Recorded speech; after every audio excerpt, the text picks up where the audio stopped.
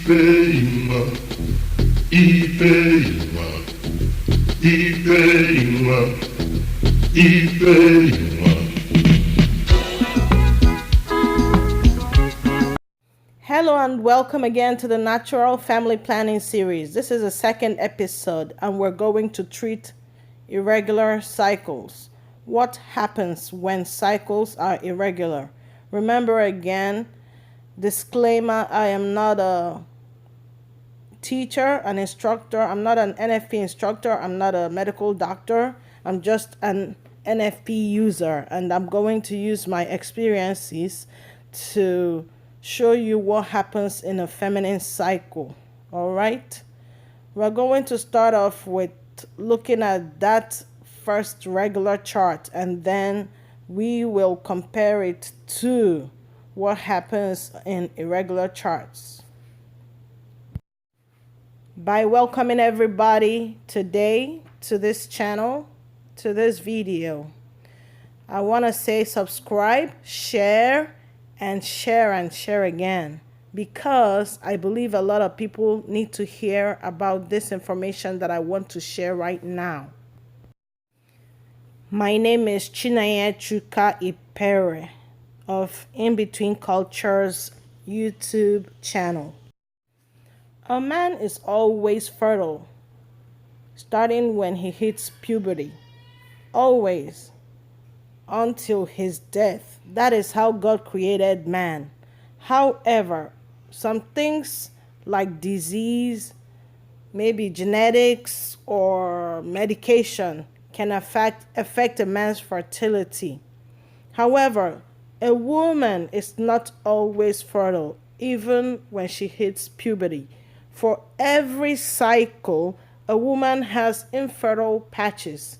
Looking at this regular diagram, we will call the first infertile patch phase 1. The second infertile patch will be phase 3. There is only one fertile window in a woman's cycle every month, and it is called phase 2. Note, if you look in the diagram, in this diagram, there is P1, P2, P3. I'll tell you what those are all about. Assuming a man's sperm is contained in seminal fluid.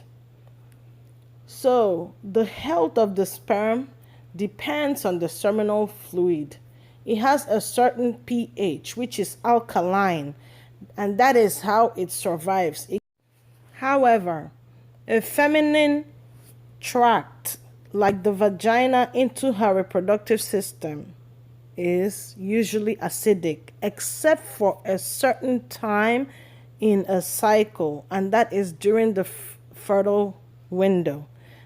The body starts to prepare itself to become alkaline so that it matches the pH of a man's seminal fluid. Okay, so if a man meets a woman during the first infertile patch, from day 1 through day maybe 10 in this picture, the woman can never get pregnant. Why? Because the pH of the vagina is not able to sustain the life of the sperm, and the sperm dies. However, as soon as she gets into the fertile window, day 11, I'm using the regular cycle as an example, okay? Everybody's cycle is not regular, but I'm going to show you how it relates to infertile cycles. So once the pH starts to change in a feminine cycle, even if it's day 1 of the start, okay, the pH of the vagina starts to match the pH of a man's seminal fluid. If there is intercourse at that point, the likelihood of having a baby is possible. As the days go by from day 11 to day 14, the pH keeps getting better and better, and fertility increases. So the likelihood of getting pregnant on day 11 is less than likelihood of getting pregnant on day 13, depending on the health of the lady. Okay, so the closer it is to ovulation, the more fertile. Okay, but one thing I just want to emphasize here is that a sperm can survive in a woman's vagina when it hits the fertile window, where the environment is conducive for the survival of the sperm. Okay, so we have to master the physical signs that the body shows us that it is in the fertile window. So that is the basis of natural family planning.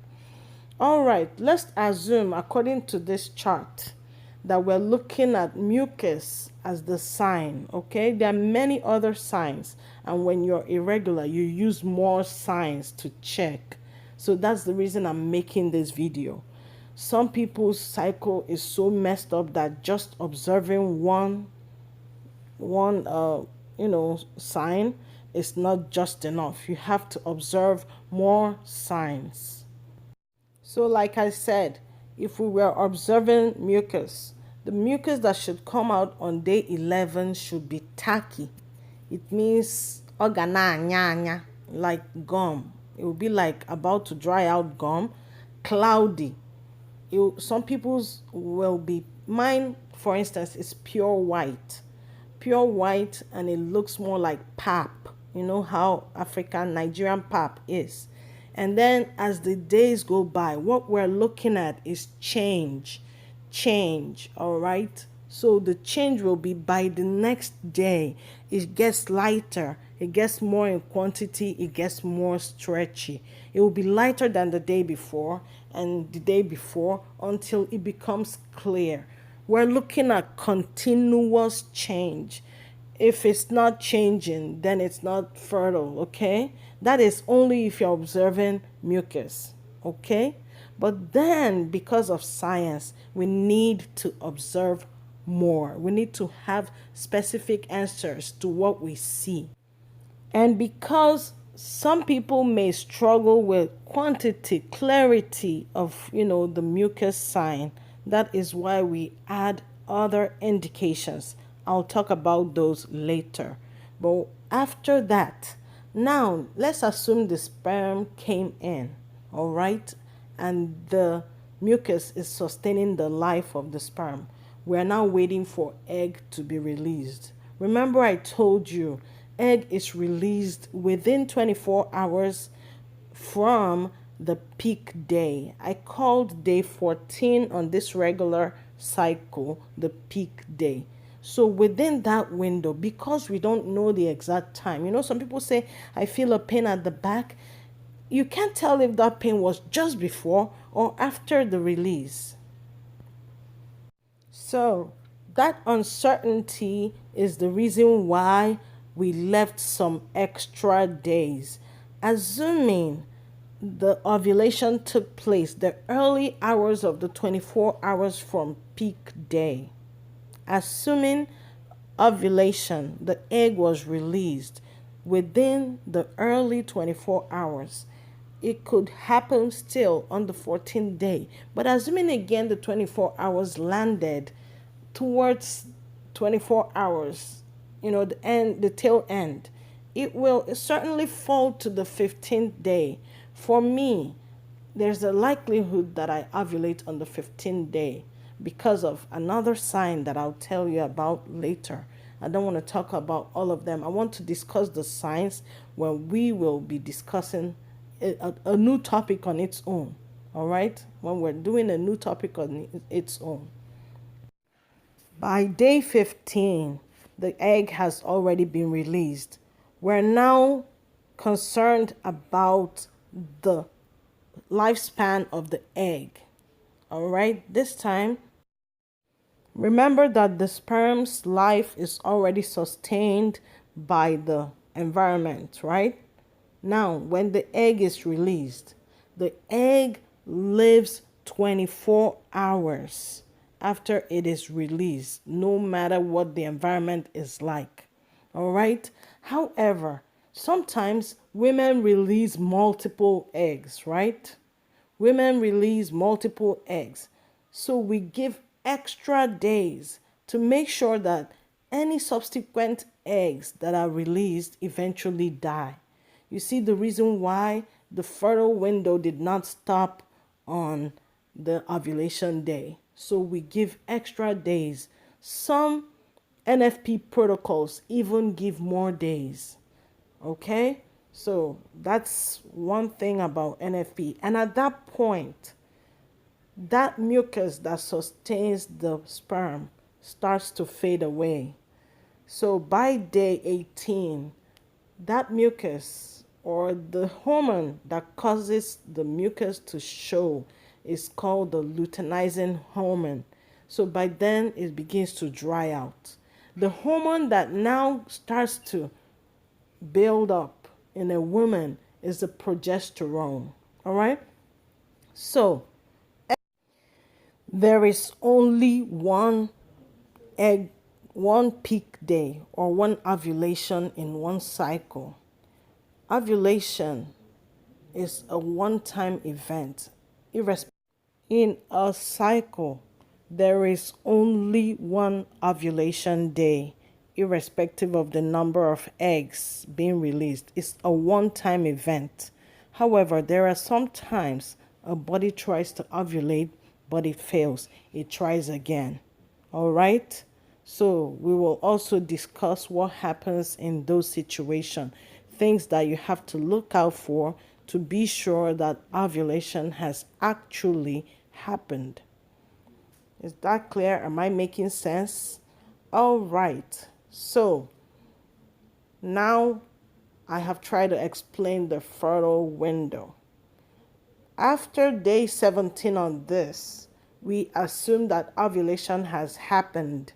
And from day 18 to day 28 is called the luteal phase. It is the other infertile patch that happens after the egg has released. Very important information. The luteal phase is usually the constant phase in a feminine cycle.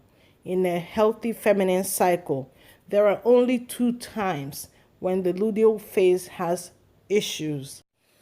The first time is at the return of menses after childbirth, postpartum. You know, some people who breastfeed after having a baby can have a time when they don't see their period.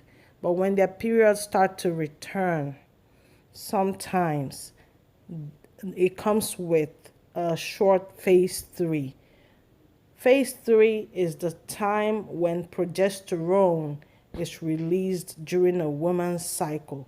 Another time when we can experience short phase 3 is during hormonal imbalance, and the hormone that is insufficient is usually progesterone. And this is usually common in PCOS cycles and progesterone insufficient cycles, okay? This other chart that we're looking at right now is my chart during one of my postpartum cycles when I had a 19-day cycle. If you look at this chart, you will notice that I had a good menses, 1 to 5 days. I had a good 6 to 10, and then I had a good 11 to 17, which is the phase 2, but a very, very short phase 3. So my phase 3 just had the 18 and the 19, and menses came out. So I was still nursing a baby. You see, I was maybe short on progesterone. So this is not a cause for alarm when it happens postpartum because it's common. It's not a health issue or concern. However, when it happens in a regular cycle, and it happens very often, cycle after cycle, when it happens when a woman is not postpartum or nursing a baby, and it happens cycle after cycle, then it gives an alarm that the lady might not have enough progesterone. But in those cases, it might not be as short as just 2 days. It might be as short as 6 days, 8 days. A regular phase 3 should be between 12 to 16 days. The average is 14. Note, when we are counting phase 3, we start from the day after ovulation.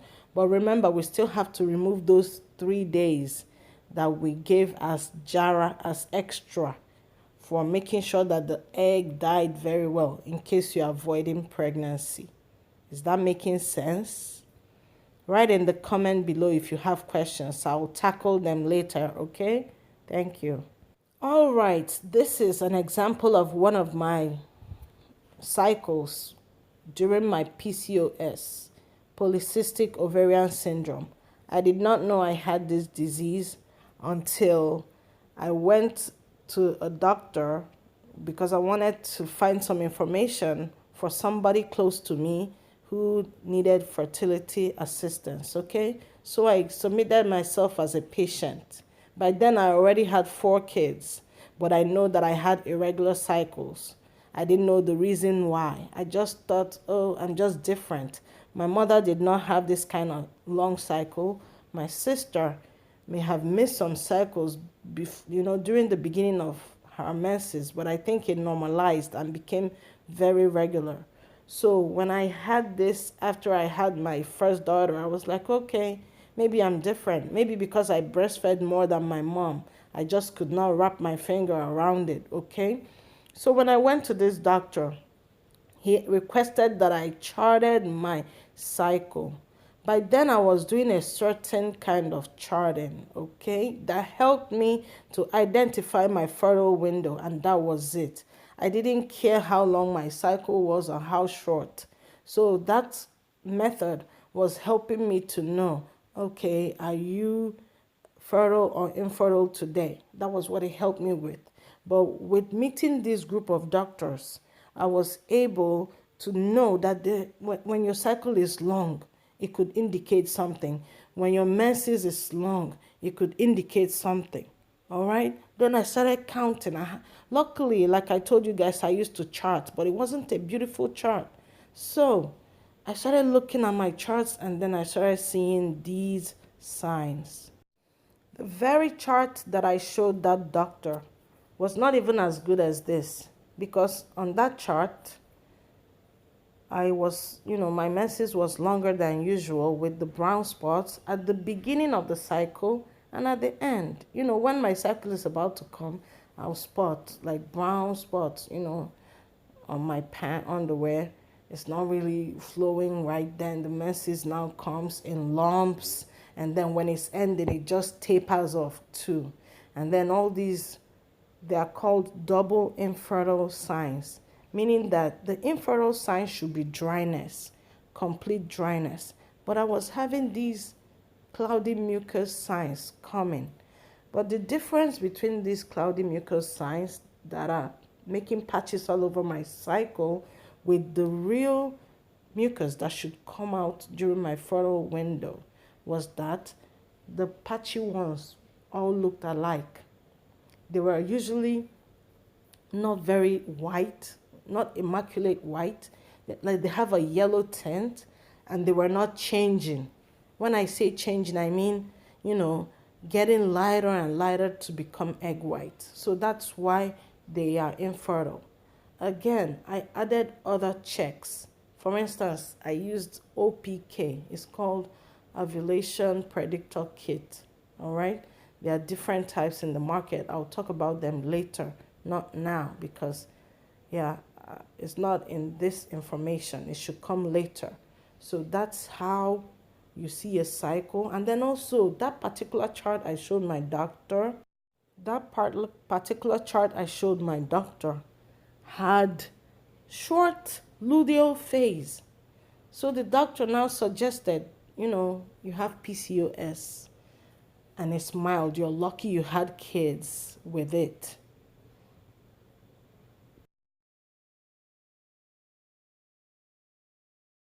In the next chapter, we're going to talk about all these infertile signs that we're showing, and then the short luteal phase. My question to you is, this long cycle that I shared now and the first regular cycle, which of them do you think is healthier? Do you think I was in optimal health when I had this kind of cycle versus the regular one that I showed you? Now, on this long cycle, if you decide to apply calendar method, you will see that you will fail woefully. You will always get pregnant. And that's how I got pregnant for my fifth kid. This is how I got pregnant for my fifth kid. So my husband was working 2 jobs that he was hardly available. He didn't sleep in the house a lot at night because of the 2 jobs back to back. That was the reason why I stopped charting.